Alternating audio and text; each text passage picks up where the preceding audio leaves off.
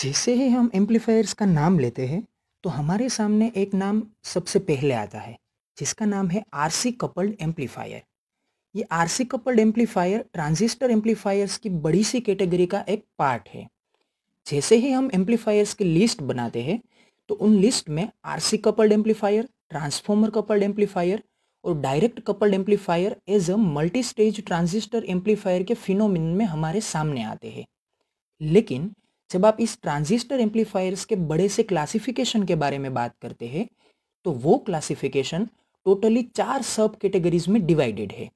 पहली कैटेगरी है according to use, दूसरी कैटेगरी है अकॉर्डिंग टू फ्रीक्वेंसी फिनोमिनन, तीसरी कैटेगरी है अकॉर्डिंग टू कपलिंग शेम और चौथी कैटेगरी है according to mode of operation. लेकिन इन 4 कैटेगरीज में से जो तीसरी कैटेगरी है अकॉर्डिंग टू कपलिंग शेम, उस कैटेगरी को बोला जाता है मल्टी स्टेज ट्रांजिस्टर एम्पलीफायर का क्लासिफिकेशन। इस मल्टी स्टेज ट्रांजिस्टर एम्पलीफायर के क्लासिफिकेशन में 3 अलग अलग एम्पलीफायर्स आते हैं। इन तीनों एम्पलीफायर में जो पहला एम्पलीफायर है उसे हम क्या बोलते हैं? RC coupled amplifier. इस नोमेनक्लेचर में ये जो आर और सी दो वर्ड्स है वो रिप्रेजेंट करते हैं रजिस्टर और कैपेसिटर को। जैसे ही आप रजिस्टर और कैपेसिटर का use as a coupling component करते हैं तो ये जो ट्रांजिस्टर का फिनोमिनन तैयार होता है एम्पलीफायर के लिए उसे हम बोलते हैं आरसी कपल्ड एम्पलीफायर। लेकिन जब आप उस कपलिंग कंपोनेंट की जगह ट्रांसफॉर्मर का यूज करते हैं तो वो जो एम्पलीफायर बनता है उसे हम बोलते हैं ट्रांसफॉर्मर कपल्ड एम्पलीफायर। लेकिन जब आप दो ट्रांजिस्टर को एक दूसरे के साथ डायरेक्ट कनेक्ट करते हैं विथ कॉम्प्लीमेंटरी कनेक्शन तो उसे बोला जाता है डायरेक्ट कपल्ड एम्पलीफायर। तो इस लेक्चर का जो हमारा एम है वो एम है आरसी कपल्ड एम्पलीफायर के वर्किंग और मैकेनिज्म के बारे में जानना। तो पहले हम इस वीडियो के प्रीव्यू के ऊपर नजर डालते हैं।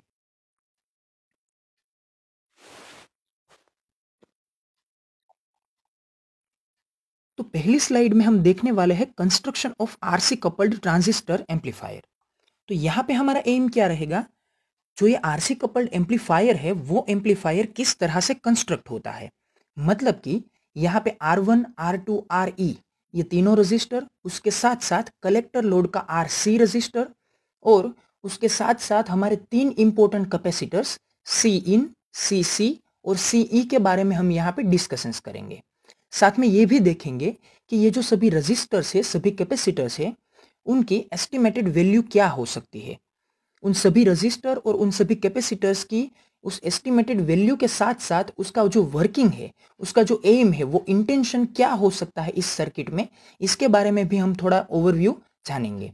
बाद में हम ये भी देखेंगे कि ये आरसी कपल्ड एम्पलीफायर है वो एम्पलीफायर कौन से रेंज की फ्रीक्वेंसी को एम्पलीफाई कर सकता है। जैसे कि बोला जा सकता है गेन वर्सेस फ्रीक्वेंसी का एक फ्रीक्वेंसी रिस्पॉन्स ग्राफ, जो कि हम मेरिट और डीमेरिट में अच्छी तरह से चेकआउट करेंगे। फिर हम देखेंगे आरसी कपल्ड एम्पलीफायर की ये 2 स्टेज सर्किट को। यहाँ पे आप अच्छी तरह से देख सकते हैं कि 2 स्टेज में दो अलग अलग ट्रांजिस्टर्स अपने साथ साथ पोटेंशियल डिवाइडर बायस लेके वाया कपलिंग कैपेसिटर कनेक्ट होते हैं और उसकी वजह से 2 stage RC coupled transistor amplifier की एक सर्किट प्रिपेयर होती है। यहाँ पे हम अच्छी तरह से ये भी देखेंगे कि ये कास्केडिंग कैसे होता है और इस कास्केडिंग की वजह से जो आगे का स्टेज और नेक्स्ट स्टेज, मतलब कि प्रीवियस स्टेज और नेक्स्ट स्टेज, इन दोनों के बीच में इंपीडेंस मैचिंग कैसे पुअर साबित होता है। और ये भी देखेंगे कि किस तरह से आउटपुट का और इनपुट का दोनों का रेजिस्टेंस, मतलब है कि रिएक्टेंस या फिर रेजिस्टेंस और रिएक्टेंस के कॉम्बिनेशन से बनने वाला इंपीडेंस किस तरह से मैच हो सकता है और इस सर्किट में वो मैच क्यों नहीं हो पाता है। फिर हम देखेंगे operation of RC coupled transistor amplifier, मतलब कि ये जो आरसी कपल्ड ट्रांजिस्टर एम्पलीफायर है ये एम्पलीफायर किस तरह से ऑपरेट करता है, किस तरह से हम इसे कास्केडिंग कर सकते हैं। और ये भी हम यहाँ पे देखेंगे कि किस तरह से आगे के स्टेज का जो एक इम्पीडेंस है वो अपकमिंग स्टेज के इम्पीडेंस के साथ मैच होने में किस तरह से प्रॉब्लम्स क्रिएट करता है। और इसके साथ साथ हम थोड़ी सी इंट्रोडक्शन के बारे में जानेंगे यहीं से ट्रांसफॉर्मर कपल्ड एम्पलीफायर के बारे में, क्योंकि जो इंपीडेंस मैचिंग का एक demerit RC couple transistor amplifier में देखने को मिलता है वो डीमेरिट ट्रांसफॉर्मर कपल्ड एम्पलीफायर में क्या हो जाता है, एलिमिनेट हो जाता है। क्योंकि ट्रांसफॉर्मर कपल्ड एम्पलीफायर में जो कपलिंग डिवाइस ट्रांसफॉर्मर है, वो ट्रांसफॉर्मर इस इंपीडेंस मैचिंग के काम को अच्छी तरह से निभाता है। फिर हम क्या देखेंगे, merits of RC coupled transistor amplifier. तो यहां पे मेरिट्स का मतलब क्या होता है, इसे हम अच्छी तरह से एडवांटेजेस वर्ड के साथ भी रिप्रेजेंट कर सकते हैं। क्योंकि आरसी कपल ट्रांजिस्टर एम्पलीफायर के मेरिट्स के बारे में जब आप बात करते हैं तो इसका अल्टरनेटिव मीनिंग यही होता है कि आप आरसी कपल्ड एम्पलीफायर के एडवांटेजेस के बारे में बात कर रहे हैं। तो यहाँ पे आरसी कपल्ड एम्पलीफायर के जो एडवांटेजेस है, वो एडवांटेजेस मेनली इसके फ्रीक्वेंसी रिस्पॉन्स के ग्राफ के ऊपर डिपेंड करते हैं।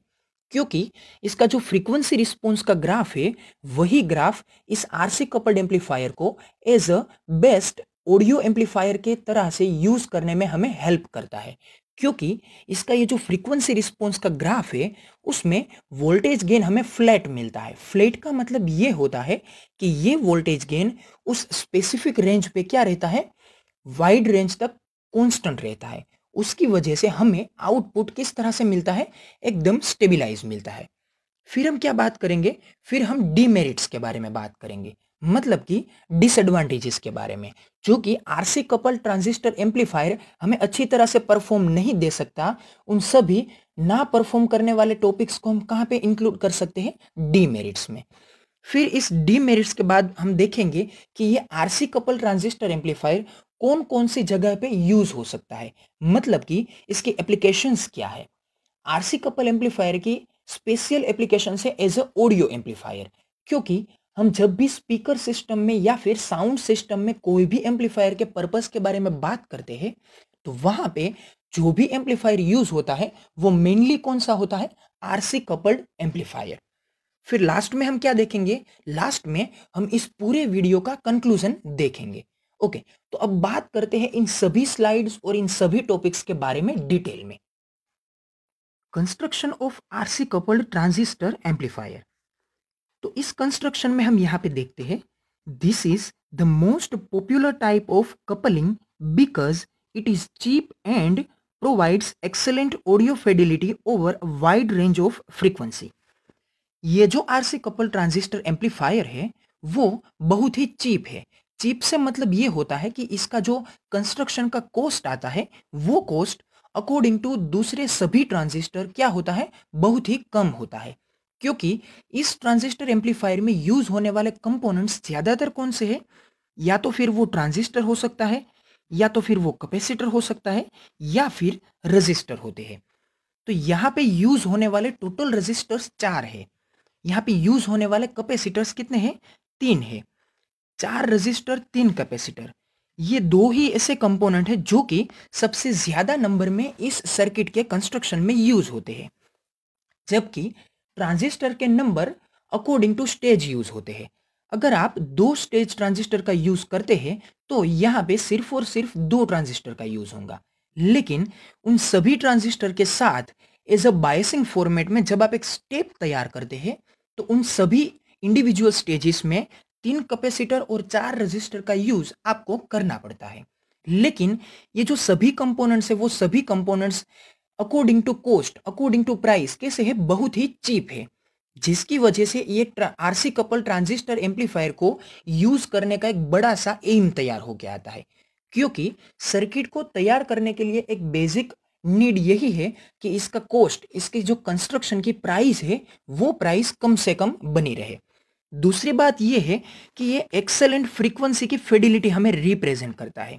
कौन सी रेंज में रिप्रेजेंट करता है, जब भी आप फ्रीक्वेंसी की रेंज के बारे में बात करते हैं तो हमारे लिए एम्पलीफायर में सबसे इंपॉर्टेंट पोर्शन हो जाता है ऑडियो एम्पलीफायर का, जहां पे जो भी फ्रीक्वेंसी एम्पलीफाई होती है वो फ्रीक्वेंसी ऑडियो की रेंज से बिलोंग करती है। तो यहाँ पे ये जो ऑडियो फ्रीक्वेंसी की रेंज है वो बहुत ही वाइड है। ऑडियो फ्रीक्वेंसी की रेंज जनरली 20 हर्ट्ज से लेकर 20 किलो हर्ट्ज तक बिलोंग करती है। तो ये जो रेंज है 20 किलो हर्ट्ज तक की, इस रेंज को हम क्या बोलते हैं, ऑडियो फ्रीक्वेंसी रेंज। तो ये ऑडियो फ्रीक्वेंसी रेंज को अच्छी तरह से एम्पलीफाई करने का काम कौन कर सकता है, आरसी कपल्ड ट्रांजिस्टर एम्पलीफायर। इसीलिए इस ट्रांजिस्टर एम्पलीफायर को हम क्या बोलते हैं, बहुत ही popular RC couple transistor amplifier बोलते हैं। फिर आगे क्या बात आती है, आगे हम ये देखते हैं, it is usually employed for voltage amplification. जैसे ही मैंने आगे के कुछ अलग वीडियोस में बात की थी कि वोल्टेज एम्पलीफिकेशन और पावर एम्पलीफिकेशन दो इंपॉर्टेंट पर्पस है कोई भी ट्रांजिस्टर एम्पलीफायर के सर्किट का। अगर आपकी ट्रांजिस्टर एम्पलीफायर की सर्किट वोल्टेज को एम्पलीफाई कर सकती है तो इसे बोला जा सकता है वोल्टेज एम्पलीफायर ट्रांजिस्टर। लेकिन जैसे ही वो सर्किट पावर को एम्पलीफाई करने के लिए कैपेबल बन सकती है तो उसे हम क्या बोलते हैं, पावर एम्पलीफायर ट्रांजिस्टर्स या फिर पावर एम्पलीफायर्स। तो ये जो सभी वोल्टेज एम्पलीफायर और पावर एम्पलीफायर है वो सभी एम्पलीफायर अपने अलग अलग पर्पस के लिए यूज हो सकते हैं। लेकिन ये जो आरसी कपल ट्रांजिस्टर एम्पलीफायर है वो एम्पलीफायर सिर्फ और सिर्फ अच्छी तरह से वोल्टेज को ही एम्पलीफाई कर सकता है, वो पावर को उतनी अच्छी कैपेबिलिटी से एम्पलीफाई नहीं कर सकता है। पावर को एम्पलीफाई करने के लिए आपको यहाँ पे बीजेटी ट्रांजिस्टर की टू ट्रांजिस्टर एनालॉजी यूज करनी पड़ती है। इस टू ट्रांजिस्टर एनालॉजी को हम क्या बोलते हैं, ऑपरेशनल एम्पलीफायर। तो इस ऑपरेशनल एम्पलीफायर में क्या होता है, ऑपरेशनल एम्पलीफायर को हम क्या लिखते हैं, ओप एम्प।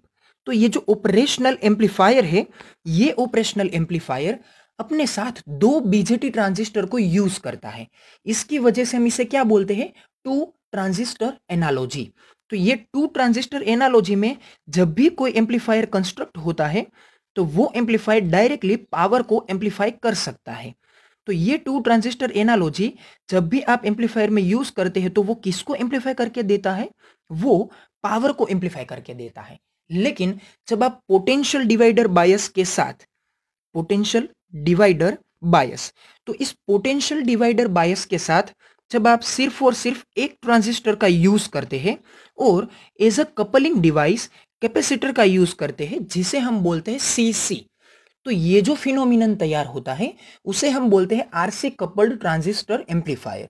तो ये एम्पलीफायर सिर्फ और सिर्फ वोल्टेज को ही एम्पलीफाई कर सकता है, वो पावर को एम्पलीफाई नहीं कर सकता है। अगर वो पावर को एम्पलीफाई करता भी है तो वो पावर का एम्पलीफिकेशन बहुत ही कम रेट में होता है, जिसकी वजह से इस एम्पलीफिकेशन का हमें कोई यूज साबित नहीं होता है।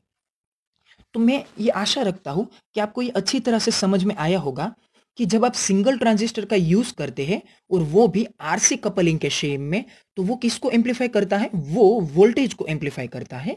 लेकिन जब आप टू ट्रांजिस्टर एनालॉजी को यूज करते हैं तो वो किसको एम्पलीफाई करके देता है, वो पावर को एम्पलीफाई करके देता है।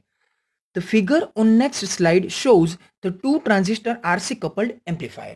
तो हम आगे की स्लाइड में देखेंगे इस टू ट्रांजिस्टर एम्पलीफायर की फिगर के बारे में।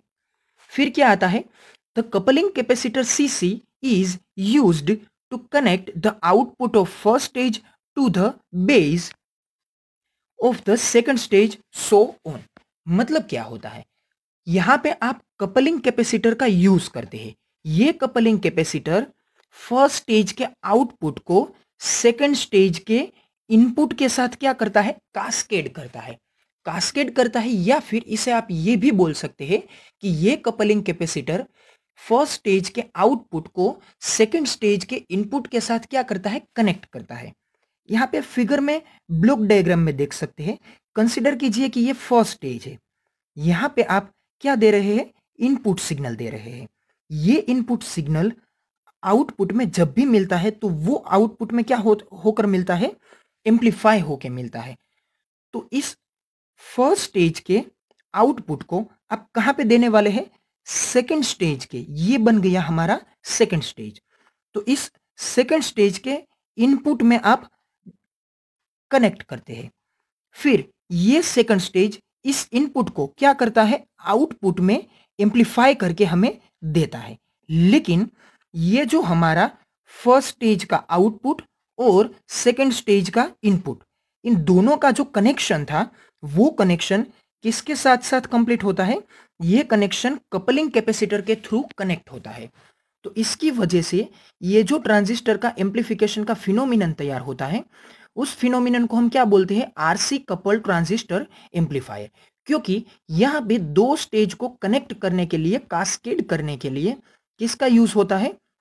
एक कैपेसिटर का यूज होता है। और ये कैपेसिटर दो अलग अलग स्टेजेस को कपल करता है। इसकी वजह से इसे क्या बोला जाता है? इसे बोला जाता है कपलिंग कैपेसिटर, जिसका रिप्रेजेंटेशन होता है सी सबस्क्रिप्ट सी। फिर क्या बात आती है?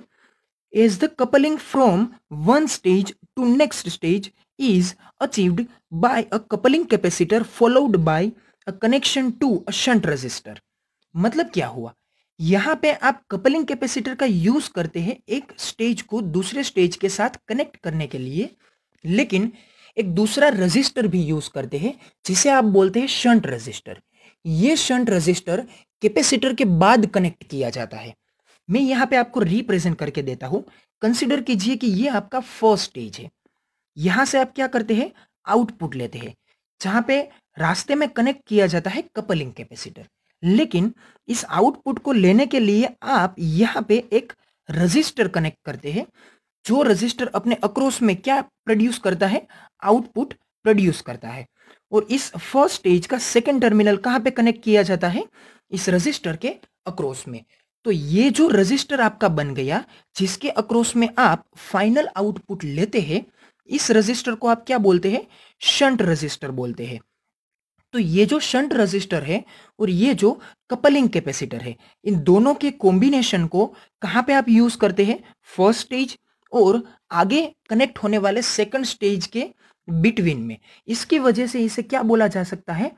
RC coupled transistor amplifier. तो आई होप कि आपको ये समझ में आया होगा कि रजिस्टर और कैपेसिटर किस किस प्लेस में यहाँ पे कपलिंग के फॉर्मेट में यूज होते हैं। और ये जो शंट रजिस्टर है, वो शंट रजिस्टर कपलिंग कैपेसिटर के बाद में किस तरह से पैरेलली कनेक्ट होता है कि जिसकी वजह से आप उसके अक्रॉस में क्या ले सकते हैं? आउटपुट ले सकते हैं। Therefore, such amplifiers are called resistor capacitor coupled amplifiers। ये रजिस्टर कैपेसिटर का मतलब क्या होता है? R, और इसका मतलब होता है C, जिसकी वजह से इसे बोल सकते हैं RC coupled transistor amplifier। The resistors R1, R2 and RE। तो यहां पे तीन रजिस्टर्स के बारे में बात होती है।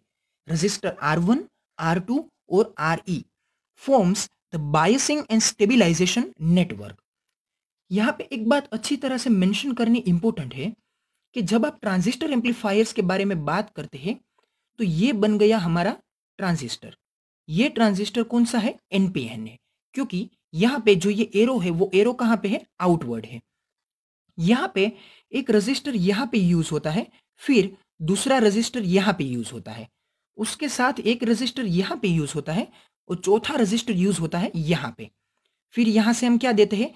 एक सी इन के साथ साथ क्या देते हैं? इनपुट कंस्ट्रक्ट करते हैं और ये बन जाता है हमारा ग्राउंड। फिर यहां से हम क्या लेते हैं? यहां से कपलिंग कैपेसिटर के थ्रू क्या लेते हैं? आउटपुट लेते हैं। और इसके साथ साथ हम यहां पे भी एक कैपेसिटर का यूज करते हैं, जिसे हम बोलते हैं सी ई।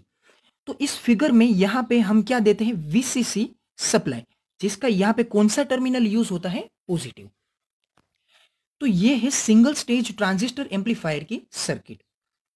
तो यहां पे आप देख सकते हैं, इस रजिस्टर को बोलते हैं R1, इस रजिस्टर को बोलते हैं R2, यहां पे जो रजिस्टर है उसे हम बोलते हैं RE, और यहां पे जो रजिस्टर है उसे हम बोलते हैं RC। तो ये जो R1, R2 और RE, ये जो तीनों रजिस्टर है, वो तीनों रजिस्टर क्या काम करते हैं? वो तीनों रजिस्टर आपकी आरसी कपल एम्पलीफायर की ये जो सर्किट है, उस सर्किट को स्टेबिलाईजेशन प्रोवाइड करने का काम करते हैं। तो इस स्टेबिलाईजेशन का मतलब क्या है? जब भी आप किसी ट्रांजिस्टर को कोई बायसिंग प्रोवाइड करते हैं, तो वो बायसिंग जनरली तीन टाइप्स में डिवाइड होता है। वो तीन टाइप्स कौन से हो सकते हैं? या तो वो सीबी होते हैं, या फिर वो सीसी होते हैं, या फिर वो सीई हो सकते हैं। सीबी से मतलब क्या होता है? Common base. सीसी से मतलब क्या होता है? Common collector. और सीई से मतलब क्या होता है? Common emitter. तो जनरली जब आप एम्पलीफायर के पर्पस के लिए कोई भी ट्रांजिस्टर को बायस करते हैं, तो वो बायसिंग किस तरह का होता है? सीई के तरह का होता है। मतलब यहां पे ये जो आपका एमिटर टर्मिनल है, वो एमिटर टर्मिनल आउटपुट में और इनपुट में क्या होता है, कॉमन होता है, क्योंकि ये ग्राउंड लाइन आउटपुट में भी कनेक्ट होती है और इनपुट में भी कनेक्ट होती है। तो इसकी वजह से ये जो ट्रांजिस्टर का कंस्ट्रक्शन है, इस कंस्ट्रक्शन को हम क्या बोलते हैं, कॉमन एमिटर कंस्ट्रक्शन। तो इस कॉमन एमिटर कंस्ट्रक्शन के इनपुट और आउटपुट दोनों कैरेक्टरिस्टिक हम ड्रॉ कर सकते हैं। और जब आप आउटपुट कैरेक्टरिस्टिक को ड्रॉ करने की कोशिश करते हैं तो यहाँ पे वो जो ग्राफ बन के आता है, वो ग्राफ कौन से फॉर्मेट में होता है, वो graph I C versus V C E का होता है। तो इस ग्राफ में आप जो भी कैरेक्टरिस्टिक ड्रॉ करते हैं, उस कैरेक्टरिस्टिक को ड्रॉ करने के लिए आप क्या करते हैं, जब भी आप आउटपुट कैरेक्टरिस्टिक लेते हैं तो आउटपुट कैरेक्टरिस्टिक को लेने के लिए आपको इनपुट में कुछ एक प्रॉपर्टी को क्या करना पड़ता है, कांस्टेंट रखना पड़ता है। और ये जो कांस्टेंट प्रॉपर्टी होती है वो क्या होता है, वो होता है करंट। मतलब कि जब आप इनपुट में करंट को कांस्टेंट रखते हैं और आउटपुट में वोल्टेज को इंक्रीज करते हैं, और उस वोल्टेज की कंपैरिजन में जब आप करंट को, कौन से करंट को, आउटपुट करंट को नोट करते हैं, तो इन दोनों के बीच का जो रिलेशन ग्राफिकली रिप्रेजेंट होता है, उस रिलेशन को हम क्या बोलते हैं, उस रिलेशन को बोलते हैं हम आउटपुट कैरेक्टरिस्टिक। तो ये जो आउटपुट की कैरेक्टरिस्टिक है, उस आउटपुट के कैरेक्टरिस्टिक में आप और उसके साथ क्या ड्रॉ करते हैं, वहां पे आप ड्रॉ करते हैं लोड लाइन। इस लोड लाइन को आप किस तरह से ड्रॉ करते हैं, यहां पे आप एक पॉइंट कंसीडर करते हैं, जो पॉइंट कलेक्टर करंट के साथ एक इंटरसेक्शन देता है, तो दूसरा पॉइंट रिप्रेजेंट करते हैं जो आपको इंटरसेक्शन देता है VCE की एक्सिस के ऊपर। इन दोनों कनेक्शंस को जब आप एक लाइन के थ्रू कनेक्ट करते हैं तो वो बन के आती है, उसे हम बोलते हैं लोड लाइन। तो ये जो लोड लाइन है, वो लोड लाइन हमें क्या बना के देती है, एक इंटरसेक्शन प्रोवाइड करती है। वो इंटरसेक्शन इस लाइन के साथ साथ और इस कैरेक्टरिस्टिक के ग्राफ के साथ साथ हमें एक इंटरसेक्शन पॉइंट देती है। इस इंटरसेक्शन पॉइंट को हम बोलते हैं क्यू पॉइंट। तो ये जो क्यू पॉइंट है, वो Q point through the purpose of amplification क्या रहना चाहिए, कांस्टेंट रहना चाहिए, जिसकी वजह से आपका ट्रांजिस्टर अच्छी तरह से बायसिंग में काम करता है। तो इस क्यू पॉइंट को कांस्टेंट रखने का काम कौन करता है, इस क्यू पॉइंट को कांस्टेंट रखने का काम करता है रजिस्टर R1, R2, RE और उसके साथ कनेक्ट किए हुए बाईपास कैपेसिटर और दो अलग अलग कैपेसिटर C इन और C। जो मेन काम है, वो मेन काम 3 रजिस्टर का है, जिसका नाम है R1, R2 और RE। जबकि ये जो हमारे 3 अलग अलग कैपेसिटर्स का काम है, वो काम इस ट्रांजिस्टर के बायसिंग को pure DC supply continuously provide करने का है। क्योंकि अगर यहाँ पे कपलिंग कैपेसिटर और इनपुट कैपेसिटर यूज नहीं होते हैं तो क्या होगा, यहाँ से ये जो डीसी सप्लाई है, वो डीसी सप्लाई अपनी सर्किट में से एलिमिनेट होके कहाँ पे मर्ज हो जाएगा, वो इनपुट और आउटपुट के एसी सिग्नल में मर्ज हो जाएगा, जिसकी वजह से ट्रांजिस्टर कट ऑफ रीजन में चला जाएगा और उसकी वजह से ये एम्पलीफायर की सर्किट अपना एम्पलीफिकेशन का पर्पस कंप्लीट नहीं कर पाएगी।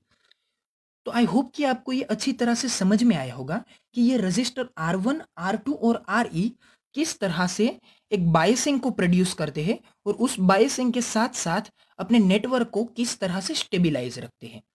फिर बात करते हैं एमीटर बाईपास कैपेसिटर के बारे में।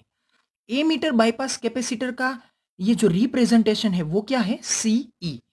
ये कहाँ पे कनेक्ट होता है, ये एमीटर के साथ साथ कनेक्ट किए हुए इस RC रजिस्टर के पैरेलल में कनेक्ट होता है। वो क्या काम करता है, वो लो रिएक्टेंस पाथ प्रोवाइड करता है। किस सिग्नल को प्रोवाइड करता है, वो AC सिग्नल को लो रिएक्टेंस पाथ प्रोवाइड करता है।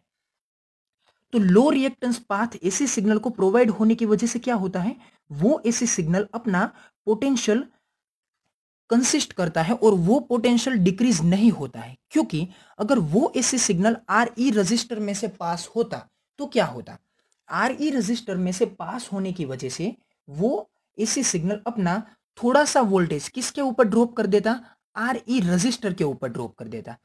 कंसीडर कीजिए कि यहां से कोई एक AC सिग्नल 10 वोल्ट का इस RE रजिस्टर में से पास होता है, तो जैसे ही वो सिग्नल आरई रजिस्टर में से पास होता है तो उनमें से कुछ वोल्ट को वो क्या कर देता है, इस आरई रजिस्टर पे ड्रॉप कर देता है और आउटपुट में हमें कितने मिलते हैं, बाकी बचे हुए वोल्टेजेस मिलते हैं। मतलब कि 10 में से अगर 3 वोल्ट इस आरई रजिस्टर के ऊपर ड्रॉप हो जाते हैं तो आउटपुट में हमें कितने मिलते हैं, सिर्फ 7 मिलते हैं। मतलब यहां पे ये होता है कि कुछ वोल्ट हमारे ड्रॉप आउट होते हैं जिसकी वजह से हमें आउटपुट में नुकसान होता है। तो इस डीमेरिट को, इस डी एडवांटेज को रिलीज करने के लिए हमें क्या करना पड़ता है, हमें एसी सिग्नल को एक एक्स्ट्रा पाथ प्रोवाइड करना पड़ता है कि जिसकी वजह से वो एसी सिग्नल आरई में से पास ना हो और एक बाईपास टर्मिनल में से पास होके आउटपुट में चले जाए। तो ये जो बाईपास का पाथ प्रिपेयर होता है उसे हम क्या बोलते हैं, बाईपास कैपेसिटर, जो कि प्रोवाइड होता है सीई की वजह से। तो यहाँ पे एक मेन एप्लीकेशन और मेन पर्पस सीई का क्या बन के आता है, वो हमारे एसी सिग्नल को एक बाईपास पाथ प्रोवाइड करते हैं जिसकी वजह से उसे लो रिएक्टेंस फील होता है। और इसका एक बेटर फिनोमिनन क्या है, low reactance path to the signal, without it the voltage gain of each stage would be lost. मतलब कि अगर ये यहाँ पे लो रिएक्टेंस पाथ नहीं मिलता है तो क्या होता है, जो हमारा वोल्टेज गेन है वो वोल्टेज गेन क्या होता है, डिक्रीज होता है। क्योंकि यहाँ पे जैसे मैंने आपको आगे रिप्रेजेंट करके बताया कि 10 में से 3 वोल्ट हर एक स्टेज में क्या होते हैं, एलिमिनेट होते हैं। तो हर एक स्टेज में एक्स्ट्रा 3 वोल्टेज एलिमिनेट होने की वजह से हमें वो 3 वोल्टेज का पर वन स्टेज क्या आता है, लॉस आता है। तो इसे हम बोल सकते हैं कि यहाँ पे वोल्टेज गेन का हमें लॉस हुआ है। तो इस वोल्टेज गेन के लॉस को रिड्यूस करने के लिए हम क्या करते हैं, इस बाईपास कैपेसिटर का यूज करते हैं। The coupling capacitor CC transmits AC signal but blocks DC signal. तो आगे हमने कंस्ट्रक्शन में देखा था कि दो अलग अलग स्टेज को कपल करने के लिए ये जो कपलिंग कैपेसिटर होता है वो कपलिंग कैपेसिटर एसी सिग्नल को पास होने देता है, लेकिन डीसी सिग्नल को वो क्या कर देता है, ब्लॉक कर देता है। जिसकी वजह से ये जो कपलिंग का शेम है वो कपलिंग का शेम क्या प्रोवाइड करता है, स्टेबिलाईजेशन प्रोवाइड करता है और उसकी वजह से वीसीसी पावर सप्लाई मेंटेन रहता है। और लास्ट टॉपिक हमें क्या रिप्रेजेंट करता है, this prevents DC interference between various stages and the shifting of operating point. तो इसकी वजह से क्या होता है, ये जो हमारा ऑपरेटिंग पॉइंट होता है उसका स्टेबिलाईजेशन हमें मिलता है और उसकी वजह से हमारा डीसी का जो इंटरफियरेंस है दो अलग अलग स्टेजेस के बिटवीन में, वो इंटरफियरेंस कोई भी रोल अपना रिप्रेजेंट नहीं कर पाता है, जिसकी वजह से हमें डीसी करंट का लॉस नहीं होता है। तो आगे की जो सर्किट है उस सर्किट में हम देखते हैं कि अलग अलग दो स्टेज को किस तरह से वाया कपलिंग कैपेसिटर हम कनेक्ट कर सकते हैं।